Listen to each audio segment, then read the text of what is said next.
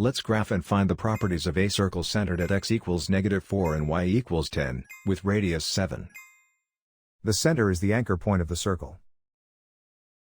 The center is at x equals -4, y equals 10. The radius is the distance from the center to the circle. Step out by the radius, right, left, up, and down. These 4 points sit on the circle.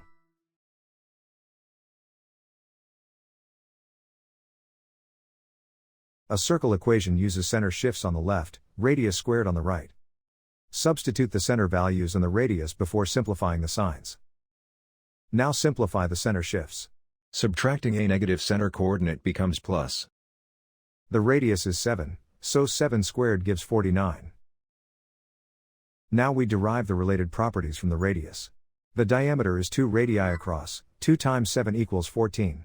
The circumference is 2 pi r, 2 times pi times 7 equals 14 pi. The area is pi r squared, pi times 7 squared equals 49 pi. So this circle is described by its center and radius.